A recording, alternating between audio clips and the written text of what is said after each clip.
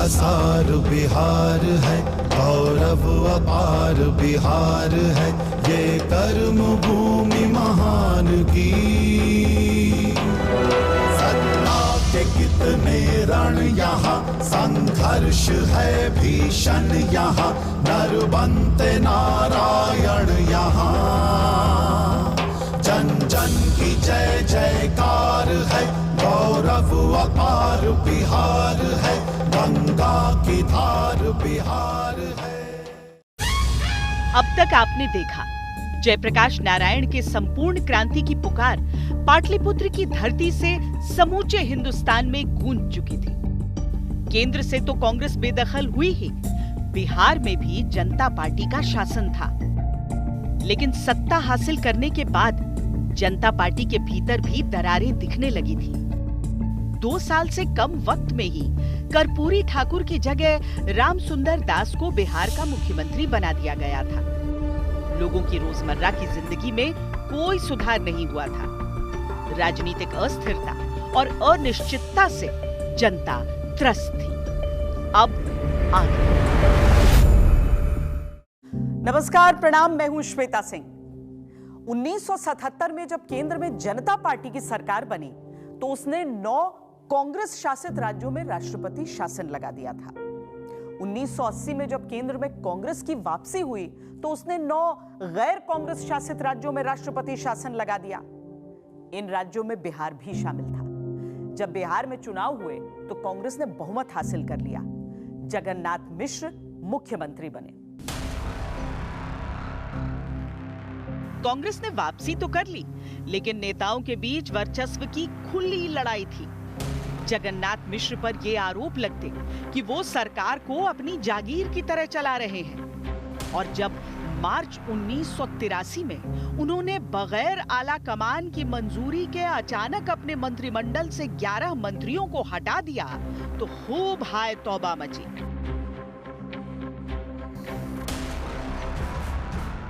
पांच महीने बाद मिश्र को हटाकर उनकी जगह चंद्रशेखर सिंह को सीएम बना दिया गया। लेकिन राज्य कांग्रेस में मनमुटाव कम नहीं हुआ। उधर केंद्र की राजनीति में भी बहुत कुछ चल रहा था। 1984 में इंदिरा गांधी की हत्या से सियासी अंधकार था।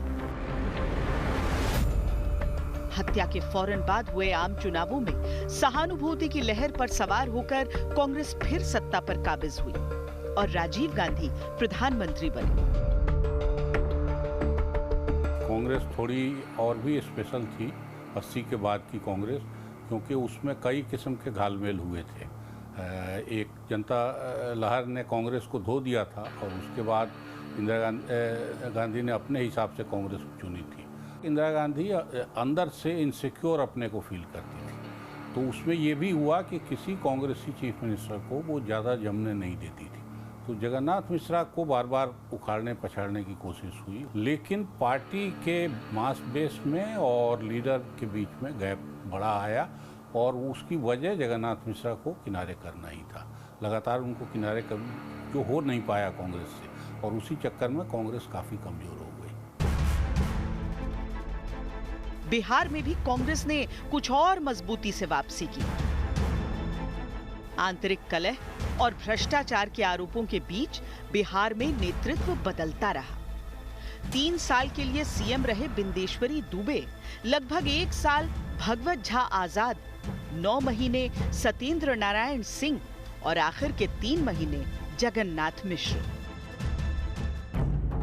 इस बीच प्रदेश में विपक्ष की स्थिति भी बदल रही थी। कर्पूरी ठाकुर विपक्ष के नेता थे, लेकिन निर्विवाद नहीं।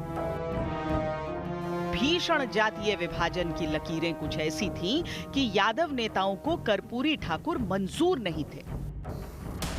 बहुत चालाक थे, चालाक धूर्त की हद तक कहना होगा, तभी उनकी लीडरशिप बन पाई, क्योंकि बिहार में जिस किस्म का जाति का पोलराइजेशन था और समाजवादी आंदोलन में खास तौर से अगड़ा पिछड़ा बहुत ही ज़्यादा था। और कर्पूरी जी अगर नेता बने तो उसमें उन्होंने कई दांव पेच चले, व्यक्तिगत फायदा सत्ता के लिए या कमाई के लिए नहीं किया, लेकिन वो दांव पेच पर्याप्त चलते थे और बहुत होशियारी से चलते थे और इतने किस्से हैं उनकी होशियारी के। लालू जी थोड़े अलग बैकग्राउंड से आए थे, अलग उनका पीढ़ी भी अलग थी, तो इसलिए उनका उस तरह से बोलना अपनी जगह वो नई पॉलिटिक्स आने का एक तरह का इंडिकेशन। 1988 में जब कर्पूरी ठाकुर का निधन हुआ तो बिहार में विपक्ष की राजनीति की कोई धुरी ही नहीं रही। तब देवीलाल और शरद यादव ने लालू प्रसाद यादव का नाम तय किया। रघुनाथ झा और कर्पूरी ठाकुर के जब निधन हुआ तो लालू प्रसाद यादव एक ऐसे दिखाई पड़े चेहरा जो कि विपक्ष का नेता उनको खड़ा किया जाए, क्योंकि देखिए वो उस समय बहुत कसमकस लड़ाई चलती थी। कर्पूरी ठाकुर जननायक थे, तो जननायक के पास में आपको कहीं ना कहीं वैसी पकड़, वैसी चमक और वैसी धमक वाले नेता लालू प्रसाद यादव का शुरू से ही यह रहा है कि कनेक्ट करना आम आवाम को। तो वो और जिस विचारधारा के कर्पूरी ठाकुर थे, उसी विचारधारा के कमोबेश लालू प्रसाद यादव भी एक उभरते हुए नेता के रूप में जाने पहचाने जाते थे। तो वही उन पर ही दाव खेलना उचित समझा सब लोगों ने। लालू अब विपक्ष के नेता थे। उसी वक्त पर सत्येंद्र नारायण सिंह के कार्यकाल के दौरान अक्टूबर 1989 में भागलपुर में भयंकर दंगे भड़क गए। 2 महीने तक हिंसा, आगजनी चलती रही। हजारों लोगों ने अपनी जान गंवा दी, घर बार गंवा दिए। सत्येंद्र नारायण सिंह को हटाकर कांग्रेस ने जगन्नाथ मिश्र को सीएम बनाया। हालांकि सत्येंद्र नारायण सिंह ने जब बाद में अपनी जीवनी लिखी तो उन्होंने कांग्रेस में अपने साथियों को ही इन दंगों का दोषी बताया। एक तरफ इन दंगों के राजनीतिक मायने थे, दूसरी तरफ सामाजिक समीकरण। प्रदेश के मुसलमान कांग्रेस से छिटक गए और कांग्रेस विरोधी लालू में उम्मीद तलाशने लगे। भागलपुर में दंगे होते रहे और वो चलता रहा, उस पर नियंत्रण नहीं था। अंततः मुख्यमंत्री को एक ऑफिसर को, शायद AK सिंह उन दिनों एक अधिकारी थे जो बाद में झारखंड में मुख्य सचिव बने, उनको स्पेशल ऑफिसर बना करके वहां भेजना पड़ा चीजों को कंट्रोल करने के लिए। तब तक भागलपुर दंगे में काफी घटनाएं हो चुकी थी और उसका दाग इतना गहरा था, वह धब्बा इतना गहरा था, वह जख्म इतना प्रभावकारी था कि उसने कांग्रेस की बुनियाद हिला दी और कांग्रेस को खत्म कर दिया। भारत की बड़ी त्रासदियों में भागलपुर का नाम हमेशा शुमार होना चाहिए। इतनी मौतें बेवजह, इतने लोग बेघर हुए, जाड़े की वो रातें, जाड़े के वो दिन मुझे तो कभी नहीं भूलेंगे जब मैं गई थी वहाँ पर। तो कांग्रेस के खिलाफ लोग ज़रूर बोलते थे। केंद्र में एक बार फिर कांग्रेस सत्ता से बेदखल हुई। जनता पार्टी के नेतृत्व में नेशनल फ्रंट की सरकार बनी और VP सिंह प्रधानमंत्री। PM बनते ही उन्होंने मंडल कमीशन के आरक्षण संबंधित सिफारिशों को लागू करने का फैसला कर लिया। पिछड़े वर्ग को हम सरकारी नौकरियों में और पब्लिक सेक्टर में स्थान दें। देश में मानो आग लग गई।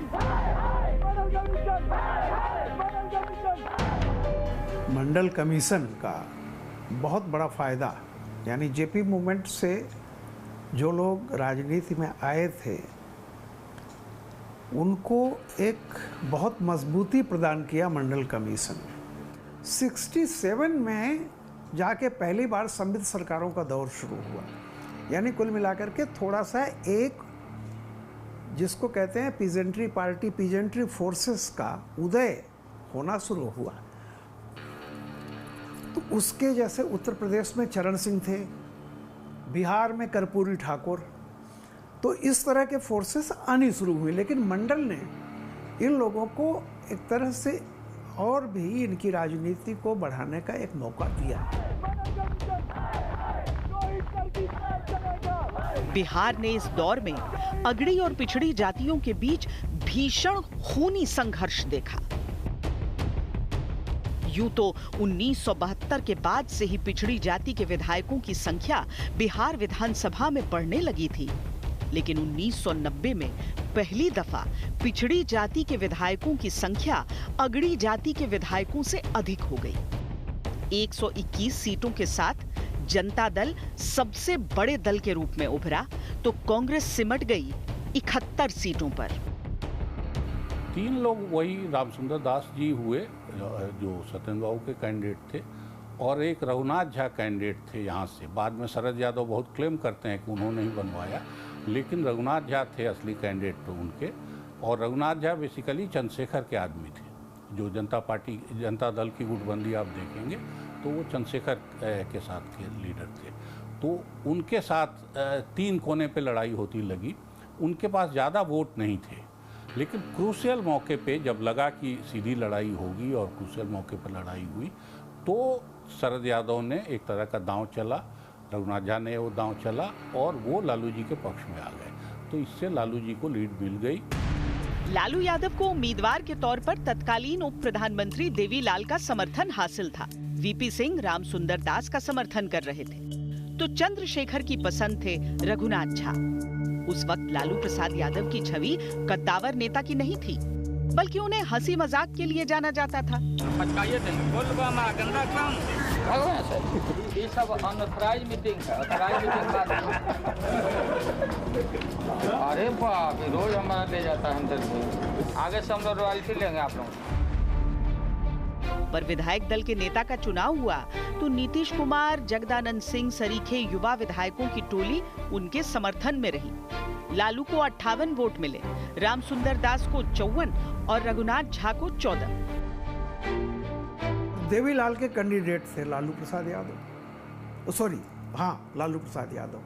तो तीन कैंडिडेट थे। अब सोचिए, प्रधानमंत्री जो दल का मुखिया है वो रामसुंदर दास के बारे में कह चुका था कि ये तो शपथ लेंगे, लेकिन हुआ क्या कि नीतीश जी जो आज बहुत बड़े राइवल हैं, नीतीश जी लालू जी के हनुमान हुआ करते थे, चाणक्य। और ऐसा चक्र चला गया कि, तो मैं ये कहता हूँ कि उस समय नीतीश जी ने बहुत बड़ी भूमिका निभाई और लालू विधायक दल के नेता चुने गए। तब तक बिहार में 24 मुख्यमंत्री हो चुके थे, लेकिन श्री कृष्ण बाबू के अलावा कोई भी 5 साल पूरे ही नहीं कर पाया था। लालू प्रसाद यादव को तो गंभीरता से लिया भी नहीं जाता था। सबने कहा लालू ज्यादा दिन नहीं टिकेंगे। तब इंडिया टुडे ने उनका एक इंटरव्यू किया था और उनसे पूछा था कि जनता दल विधायक उनकी आलोचना क्यों करते हैं। लालू ने जवाब दिया कि उनको चाणक्य बनने दीजिए, पाटलिपुत्र में चंद्रगुप्त तो मैं ही हूं। लालू की ये बात सच निकली। राजनीति के दिग्गजों के तमाम विश्लेषण धरे के धरे रह गए। वो न केवल बिहार के मुख्यमंत्री रहे, बल्कि प्रदेश और आने वाले दिनों में देश की राजनीति उनके इर्द गिर्द घूमने लगी।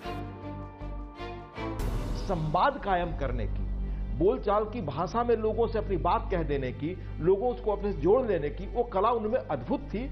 और मुख्यमंत्री बनते ही उन्होंने बहुत कम समय में अपनी बहुत महत्वपूर्ण जगह देश की राजनीति में बना ली, सिर्फ बिहार में ही। मुख्यमंत्री बनते ही लालू प्रसाद यादव ने फैसला किया सार्वजनिक शपथ ग्रहण का। 10 मार्च 1990 को राजभवन नहीं, बल्कि पटना का गांधी मैदान सज धज कर तैयार था। मुट्ठी भर राजनीतिक हस्तियां नहीं, बल्कि बिहार की जनता पहली बार अपने अगुवा की ताजपोशी का साक्षी बनने जा रही थी। जयप्रकाश गोलंबर पर राज्यपाल यूनुस सलीम ने लालू यादव को बिहार के 25वें मुख्यमंत्री के तौर पर शपथ दिलाई। देवीलाल जी आदर्श थे और देवीलाल जी ने शपथ लिया था खुले में, तो उस समय तक फिर ये एक तरह का चलन हो गया, तो लालू जी ने भी उसको फॉलो किया। हाँ, वेरी जस्टी फोर्स गया कि नहीं आपके यहाँ? एक्ट करिए। अगर कोई आदमी डमरलाई जाएगा पुलिस ऑफिसर, हम एक्शन करेंगे, हमको खबरें मालूम है। लालू जनता के मुख्यमंत्री बनना चाहते थे। बगैर व्यवस्था बदले वो एक नई व्यवस्था शुरू करना चाहते थे, जिसमें राजा और प्रजा का फर्क मिटे। कम से कम संकेत तो यही मिल रहे थे। मुख्यमंत्री साफ करे तो मुख्यमंत्री कपारे फाड़ मारे। शुरुआती दिनों में उन्होंने मुख्यमंत्री आवास जाने से इनकार कर दिया। वो वेटनरी कॉलेज कंपाउंड में वहां चपरासी के तौर पर काम कर रहे अपने भाई के एक कमरे के घर में रहा करते थे। उसी के बाहर मैदान में वो अपनी कैबिनेट मीटिंग लिया करते थे। लुंगी पहनना उसी क्वार्टर में रहना, उसी तरह से खाना पीना। लेकिन धीरे धीरे उनको उसमें मज़ा आने लगा। वो उसको लगा कि ये दिखाने से और इसका प्रचार करने से हमको कोई पॉलिटिकल फ़ायदा हो रहा है, तो उन्होंने वो करना भी शुरू कर दिया। उसमें देर नहीं लगाई। लीजिए मुकदमा बता दीजिए, लीजिए जनसा बता दीजिए प्रोत्साहन नीति बताइए, लिखिए। हालांकि कुछ ही महीनों बाद लालू यादव को कामकाज के लिहाज से 1 बेडरूम घर में मुश्किलें आने लगी। वो सरकार द्वारा आवंटित सीएम आवास में शिफ्ट हो गए। फिर भी उन्होंने अपने आवास को जनता के लिए खुला रखा। घर के बाहर लॉन में लोग उनसे मिलने के लिए जुटा करते। नए सीएम में आम आदमी की झलक थी।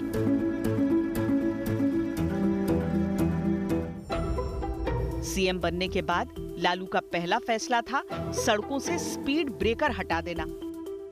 दरअसल ग्वाले जब दूध बेचने के लिए निकलते थे तो स्पीड ब्रेकर पर दूध छलक छलक कर बेकार हो जाता था। सुनने में यह सामान्य सा फैसला लालू की सियासत के कई रंग समेटे था। मार्च 1990 में लालू प्रसाद यादव मुख्यमंत्री बने और उसी साल सितंबर में अयोध्या में राम मंदिर के निर्माण के लिए लाल कृष्ण आडवाणी रथ यात्रा पर निकले। उस वक्त केंद्र की वीपी सिंह सरकार को बीजेपी का बाहरी समर्थन हासिल था। कहते हैं लालू ने बिहार आने से पहले ही आडवाणी से मुलाकात कर रथ यात्रा न करने की गुजारिश की, लेकिन आडवाणी नहीं माने।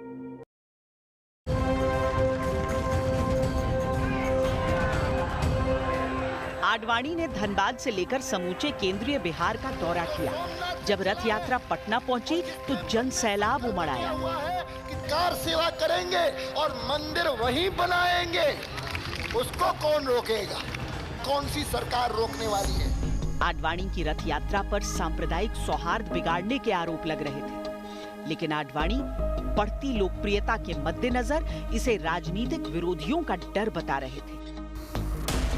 जब उनका चरित्र परिलक्षित हुआ भारतीय जनता पार्टी का और ये रथ निकालने का काम हुआ और रथ निकाल करके बाबरी मस्जिद को शहादत देने की बात हुई, शीला पूजन की बात हुई, तो मैं तो सरकार में था, हमने परवाह नहीं किया। एक जिस प्रकार से लाल कृष्ण आडवाणी जी की रथ यात्रा को देश भर में और बिहार यूपी में समर्थन मिल रहा था, उससे दोनों घबरा गए थे। मुलायम सिंह भी, लालू प्रसाद भी।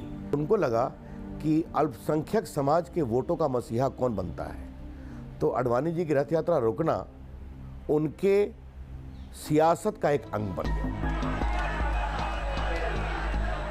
कहा जाता है उस वक्त प्रधानमंत्री वीपी सिंह यात्रा रोकने के पक्ष में नहीं थे, लेकिन लालू को अपने राज्य में इस रथ यात्रा पर कड़ा ऐतराज था।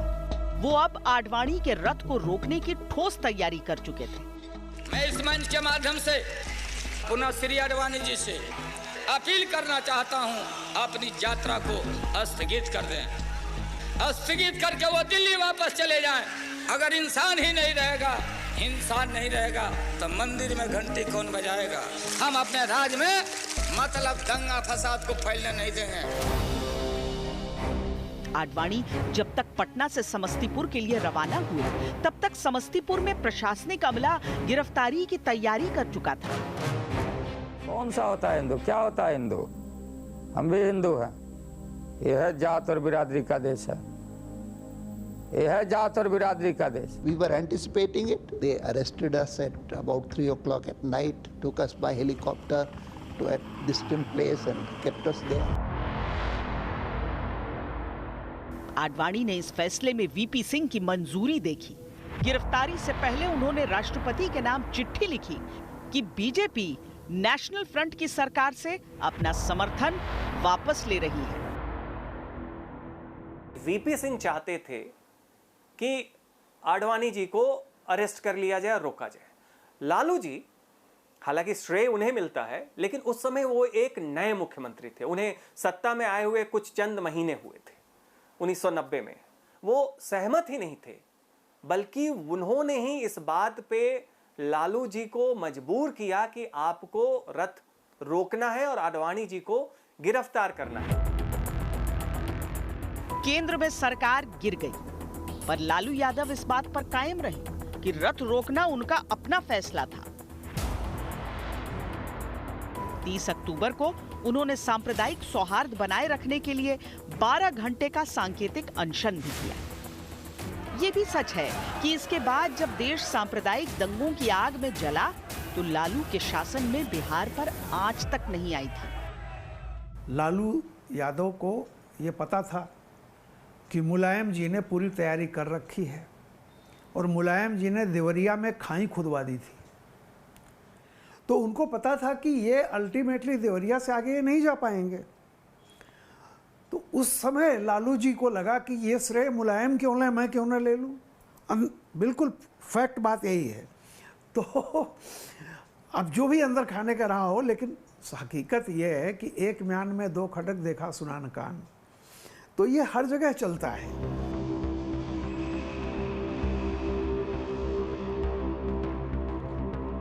लालू अब तक प्रदेश में पिछड़ों के मसीहा थे। खासकर यादव समुदाय पूरी तरह उनसे मोहित था। अब इस समीकरण में मुसलमान भी जुड़ गए। लालू का ये MY यानी मुस्लिम यादव समीकरण एक ऐसा प्रयोग बना कि सोशल इंजीनियरिंग राजनीतिक हलकों में सबसे फैशनेबल शब्द बन गया। कुछ समीकरण बहुत ओवररेटेड हैं, MY समीकरण भी उसी में एक है, लेकिन तब तक कोई पार्टी नहीं जीतती जब तक कि वो कई जातियों और समूहों का उसमें सम्मिलन न हो, जब तक जुड़ाव न हो। लालू जी ने अपने समय में एक सामाजिक चेतना लाने का काम किया और उस सामाजिक चेतना में पिछड़ों का एक बड़ा वर्ग भी उनके साथ शामिल था। और चूंकि मुस्लिम भी एक तरह से आर्थिक तौर पे पिछड़े थे, तो उन्हें लालू जी की बातें पसंद आती थी। पर धीरे धीरे लालू की कार्यशैली में बदलाव आने लगा। सीएम बनने के पहले साल में उन्होंने साइकिल की सवारी की थी ताकि पेट्रोल भी बचे और गरीबों से उनका संपर्क भी बना रहे। पर अब साइकिल की जगह बुलेट प्रूफ कार ने ले ली। सरकारी आवास की आलोचना कर आलीशान मकान वो पहले ही ले चुके थे। कि सत्ता में जाने के बाद मोह छोड़ पाना, व्यक्तिगत लाभ, मित्रों का लाभ, ये सब सारी चीज़ें, और लोगों को ये लगता है कि सत्ता जब एक बार मिलती है तो लोगों को लगता है कि अब जाएगी नहीं। जबकि तुलसी ने लिखा है कि तुलसी ये धरा में प्रमाण भरा, जो फरा सो झरा, जो बरा सो बुताना।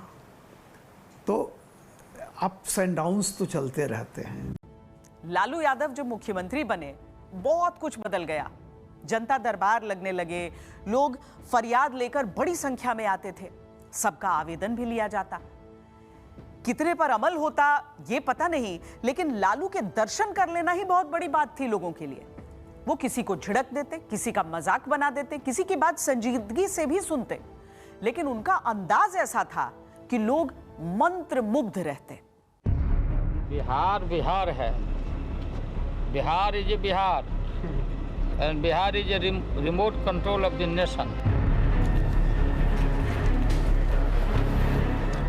लालू दफ्तर में बैठकर सरकारी फाइलों के बीच काम करने वाले मुख्यमंत्री नहीं थे।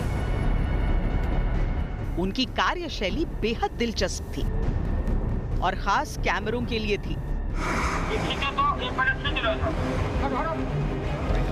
सड़कों से अतिक्रमण हटाना हो, किसी काम का निरीक्षण करना हो तो रात रात सड़कों पर रहते थे।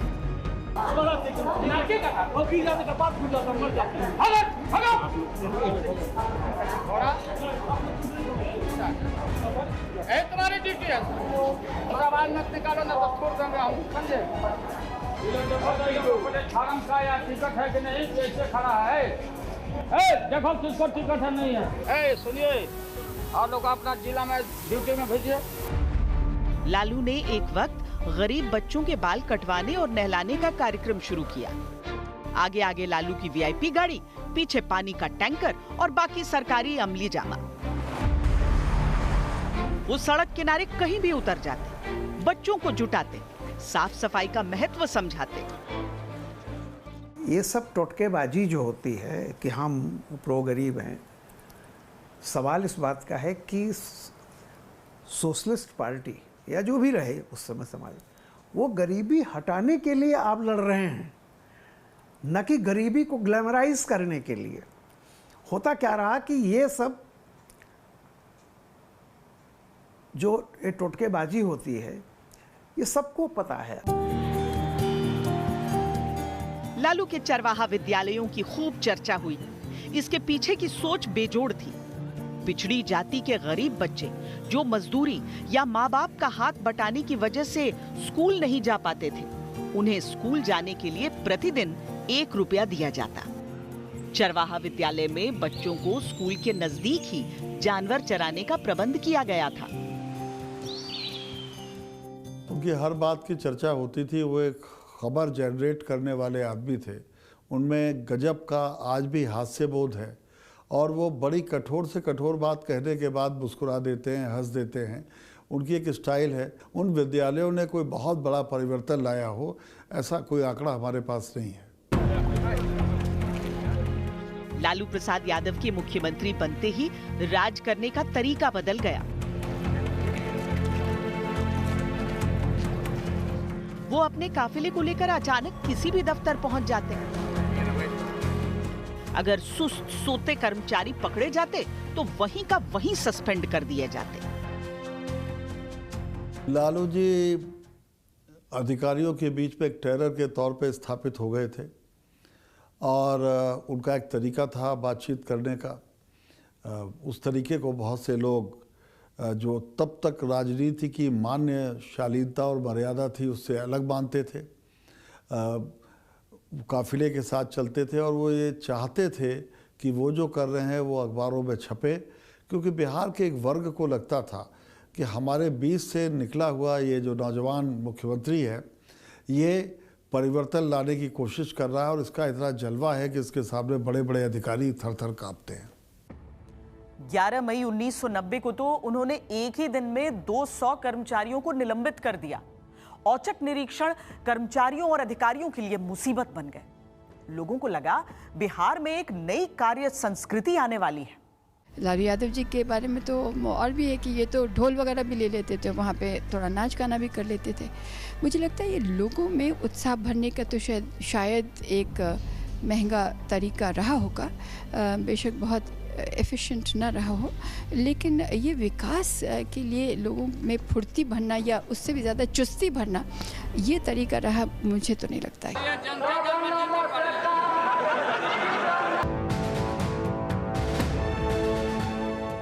लोकप्रिय प्रयोगों और चटपटी शैली के साथ ही लालू यादव की चरण वंदना भी शुरू हो चुकी थी।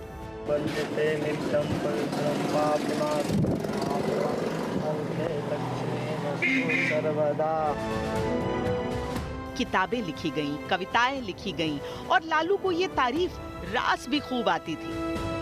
1993 में तो 8वीं के छात्रों के पाठ्यक्रम में लालू यादव की जीवनी को शामिल कर दिया गया। ऐसा पहली बार हुआ कि किसी जीवित मुख्यमंत्री की जीवनी पाठ्य पुस्तक में शामिल की गई हो। इस महिमा मंडन के बीच लालू की वास्तविक लोकप्रियता भी बढ़ रही थी और उनके आलोचकों को उनका घमंड भी बढ़ता दिख रहा था। 1992 में जब सुप्रीम कोर्ट ने मंडल कमीशन के प्रस्तावित आरक्षण को मंजूरी दे दी तो लालू ने झट उस पर अमल किया। लेकिन इसका सबसे बड़ा फायदा यादवों को दिए जाने के कारण बाकी जातियों में असंतुष्टि फैलने लगी, खासकर कुर्मियों में। लालू यादव और पिछड़ी बिरादरियों से आए तमाम नेता पहले के नेताओं पे लगाते थे कि वो ब्राह्मण या राजपूतवाद या सवर्णवाद करते थे। भारतीय राजनीति में जब कोई मुख्यमंत्री या किसी सत्ता के शीर्ष पर पहुंच जाता है तो वो अपने समूहों का ध्यान तो रखता है, लेकिन उसके समूह कुछ ओवर वोकल होकर उसका नुकसान भी करते हैं।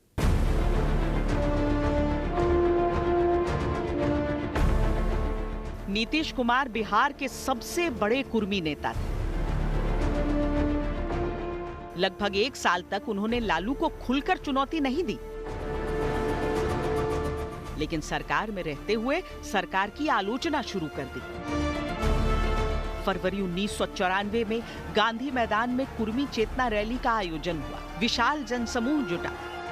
यूं तो ये रैली सुबह से शुरू हो गई, लेकिन नीतीश कुमार जाने या न जाने के संशय में घंटों फंसे रहे। आखिरकार दोपहर 3 बजे वो गांधी मैदान पहुंच ही गए। ये सपना मत देखो कि लालू प्रसाद जी से हम ध्यान हटा के दूसरी तरफ ध्यान ले जाए। हमारा ध्यान एक है, जैसे अर्जुन की निगाह मछली की आंख पर थी, उसी तरह से हमारी निगाह शासन के खिलाफ अभियान जितना मन करे बोलता रहे, हमको कोई परवाह। ये उनकी बगावत का औपचारिक ऐलान था। हालांकि इस मुद्दे पर नीतीश को पार्टी के भीतर समर्थन नहीं मिला। 2 महीने बाद उन्होंने जॉर्ज फर्नांडिस के साथ पार्टी छोड़कर जनता दल जॉर्ज का गठन कर लिया। चंद और नेता साथ आए तो अक्टूबर 1994 में पार्टी का नाम समता पार्टी किया गया। अगले साल विधानसभा चुनाव होने थे और समता पार्टी लालू को मजबूत चुनौती देने के लिए तैयारी करने लगी। 94 में समता पार्टी बना, 95 की हम बात कर रहे हैं, तो अगर यदि 94 में नीतीश कुमार की पार्टी, उसमें जो समता पार्टी हुआ करती थी, निश्चित रूप से उसमें बड़े चेहरे थे, समाजवादी चेहरे, जॉर्ज फर्नांडिस समेत जो भी देश के में नाम जाना जाता था। लेकिन आप 95 का जब परिणाम देखिएगा तो लालू प्रसाद यादव एक उभरते हुए जो माने जो होता है, जो आम आवाम से कनेक्ट करने वाला, जुड़ाव वाला, सामाजिक न्याय का पुरोधाकाज, तो ये आपको उस समय आप देखिएगा कि लालू प्रसाद यादव का जो उत्थान हुआ, जो धारा बदली, सामाजिक न्याय की धारा पर जो लालू प्रसाद यादव ने काम किया, वही आपको होता हुआ दिखाई पड़ा। 1995 विधानसभा चुनावों में नीतीश भूखे पेट भरने का मुद्दा उठाते रहे, लालू पिछड़ों के गुस्से को हवा देते रहे। लोगों ने दिल से सोचा लालू बहुमत से सत्ता में लौट आए। लालू दोबारा सत्ता में आए तो लोगों को उनके विकास के वादे से उम्मीद बंधी। जब अमेरिकी विदेश मंत्री रॉबिन रफेल आई तो लगा कुछ न कुछ जरूर होगा। उद्योगपतियों से बैठकें शुरू हुई, लालू सिंगापुर और थाईलैंड की उड़ान भरने लगे। सत्तू अचार बांधकर अमेरिका भी हो आए। पटना में निवेश के लिए प्रवासी बिहारियों को पटना लेकर आए, लेकिन हर वादा कागजी रहा। देखिए, लालू प्रसाद जी के पूरे स्वभाव में विकास नहीं है और वो शायद ईमानदारी से समझते थे कि विकास, पढ़ाई, शिक्षा से कुछ नहीं होता है। खौफ रखो, जात का कॉम्बिनेशन रखो, भ्रष्ट लोगों को प्रमोट करो, खजाने भरो। आप देखिए उस समय का जो पूरा समय आता है, याद करिए उनके परिवार से जुड़े हुए लोग, वो खौफ, वो डर, विकास प्रमुखता में नहीं है। लालू जी इसको मानते थे कि विकास से वोट नहीं मिलता है। अब बाद में उनको उसके लिए कीमत भी अदा करनी पड़ी। उदारीकरण के दौर में बिहार निवेश के मामले में सबसे पिछड़ा प्रदेश रहा। विकास के मामले में भी मानो रिवर्स गियर ही लगा रहा। प्रदेश के निचले तबके का सामाजिक सशक्तिकरण लालू यादव की सबसे बड़ी उपलब्धि रही, लेकिन इस सशक्तिकरण में संतुलन नहीं था। साथ ही सत्ता के हर बीतते साल के साथ सत्ता का मद भी बढ़ता जा रहा था। लालू के 2 साले सुभाष और साधु यादव मानो एक समानांतर सरकार चला रहे थे। हमारे घर पर सर्च भी किया तो 0 दिया। सर्च किया ना भाई। उनके समय में जो कुछ बहुत गलत लोग थे, उसमें उनके दोनों साले थे, शहाबुद्दीन जैसे लोग थे, और इससे अगर वो इनसे थोड़ी दूरी बरतते तो मुझे ये कहने में कोई शक नहीं है कि अगर इस तरह के एलिमेंट्स उनके पास नहीं होते, परिवारवाद का आरोप नहीं लगता, तो वो आज भी देश के सबसे कद्दावर पिछड़े नेता होते। मुझे ये कहने में कोई दो राय नहीं है। बहुत इंटेलिजेंट, बहुत ही समझ वाले नेता रहे हैं वो, लेकिन कुछ लोगों ने उनकी कीर्ति पर धब्बा लगाया और बाद के दुष्परिणाम भी जो उन्हें झेलने पड़े, उसमें बहुत कुछ योगदान उन्हीं लोगों का है। लालू आलोचना से बेपरवाह थे। उनके ठेठ अंदाज से केवल बिहार में भीड़ नहीं जुटती थी, वो तो दिल्ली की मीडिया के डार्लिंग बन चुके थे। कभी 7 बेटियों और 2 बेटों के भरे पूरे परिवार को लालू शान से पेश करते। ये बाजपेयी जी हैं, ये देवगौड़ा जी हैं, देखो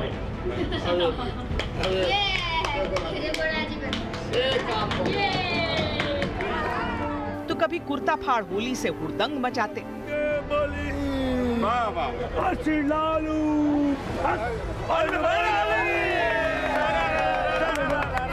मीरगंज में मिल चला है डोंगा बड़ा भारी, काली बाबू मिल चलाया डोंगा गया खाली। लेकिन सारे तमाशे और दिखावे के बीच लालू प्रसाद यादव की अहमियत भी बढ़ रही थी।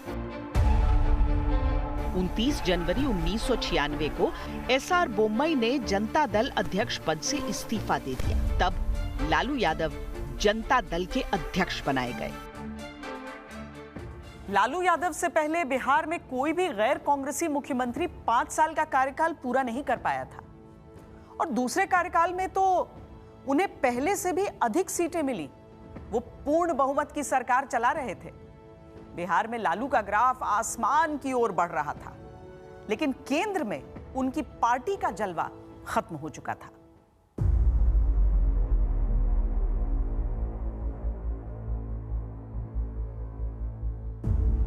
उन्नीस में ही कांग्रेस की वापसी हो गई थी।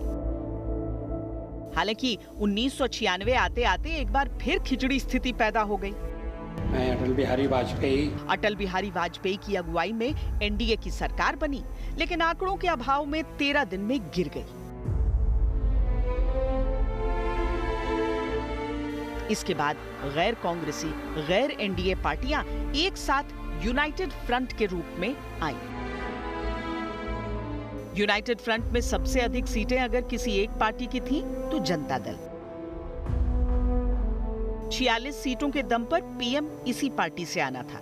एक तो लालू पार्टी के अध्यक्ष थे, उस पर 46 में से जनता दल को सबसे अधिक 22 सीटें मिली थीं बिहार से, जहां लालू सीएम थे।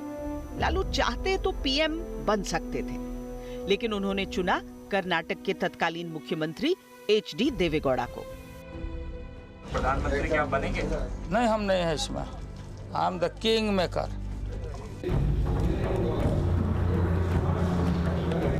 लालू ने केवल देवेगौड़ा के पीएम बनने में अहम भूमिका नहीं निभाई, उन्होंने तो मंत्रिमंडल के गठन में भी अपनी पैठ दिखाई।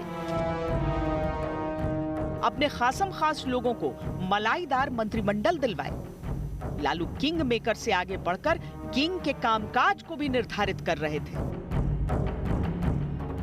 राजनीति में उनका रसूख और रुतबा निरंतर बढ़ रहा था। देवेगौड़ा की बात करिए, इंद्र कुमार गुजराल की बात करिए, और कई ऐसे समाजवादी चेहरे को लालू प्रसाद यादव, जो किंग मेकर की बात कही जाती है, पटना से लेकर के दिल्ली तक। आपसे हम ऑफ द कैमरा भी बात कर रहे थे आपको कि इंद्र कुमार गुजराल को लोकसभा का चुनाव लालू प्रसाद यादव ने पटना से लड़वाया, इसी पटना पाटलिपुत्रा से। तो यह एक निश्चित रूप से लालू प्रसाद यादव जो चाहते थे, और देखिए वह चाहते तो प्रधानमंत्री बनवाते थे। उसमें कौन सा माने किसको बनाना है, किसको बिठाना है, किसको क्या करना है केंद्र में, यह लालू प्रसाद यादव ही डिसाइड किया करते थे, एक तरीके से हम कहें तो। वे बिहार से आ रहे थे, और जब संयुक्त मोर्चा की सरकार बन रही थी उस समय बिहार से सबसे ज़्यादा सांसद जनता दल से हुआ करते थे। लालू यादव नेशनल वॉइस बन चुके थे पिछड़ों के। उस लिहाज से भी लालू यादव देश भर की राजनीति को प्रभावित करने की स्थिति में उस दौर में थे। उनके वॉइस को सुना जाता था। लेकिन जिस दौर में लालू यादव का दबदबा शिखर पर था, जिस दौर में उनकी शख्सियत आसमानी हो रही थी, उसी दौर में उनके ही बिहार की भूमि पर एक बड़ा विवाद जन्म ले रहा था। हर ओर अब चारा घोटाले की सुगबुगाहट शुरू हो चुकी थी, और फुसफुसाहट लालू के नाम की भी थी। बिल्कुल ये सब बेबुनियाद मनगढ़ंत बातें हैं, और ये सब चाल चलने नहीं दिया जाएगा लोगों को। करीब 1000 करोड़ के इस घोटाले का संबंध पशुपालन विभाग से था। लालू के भाई इसी विभाग में चपरासी थे। लालू शुरू से ही वेटनरी कॉलेज कंपाउंड में रहा करते थे, इसीलिए ये उनका जाना पहचाना विभाग था। लोगों का लक्ष्य एकमात्र था कि लालू यादव हट जाए, लालू यादव जेल चला जाए। हम जेल जाने को आज भी तैयार हैं। हमको जेल ले जाना चाहते ले जाएं। लालू की मुश्किल तब और बढ़ी जब उनके छात्र आंदोलन के साथी शिवानंद तिवारी, सुशील मोदी, रविशंकर प्रसाद चारा घोटाले को लेकर मुखर हो गए और मामले को लेकर हाई कोर्ट का दरवाजा खटखटा दिया। लालू प्रसाद जी को जन समर्थन मिला था, वो गरीबों की आवाज बन करके आए थे, वो गरीबों की आवाज, परिवार की आवाज बन गई, वो छोड़िए अलग बात है। लेकिन चारा घोटाला उस समय का देश का बड़ा घोटाला था। हम रांची गए थे बहस करने के लिए, एक एक ईंट को आप खरोचते तो मालूम था कि बिहार सरकार इन घोटालेबाजों को बचा रही है। स्वाभाविक है, उसके कारण आप समझ सकते हैं। इसलिए जेपी मूवमेंट के एक सेनानी के रूप में, एक बिहारी के रूप में और एक जानकार नागरिक के रूप में लूट की यह हद हो सकती है, यह हम लोग ने चिंता का विषय था। लालू यादव अब तक बिहार के जननायक के तौर पर उभर रहे थे, पर चारा घोटाले की आंधी सी उठी और अचानक उनकी वो छवि मानो बवंडर में तिनके होकर बिखरने लगी। कैसे बदली लालू की तकदीर, कितनी बदली पाटलिपुत्र की तस्वीर, कौन उभरा बिहार के नए नायक के रूप में, दिखाएंगे अपने अगले एपिसोड में।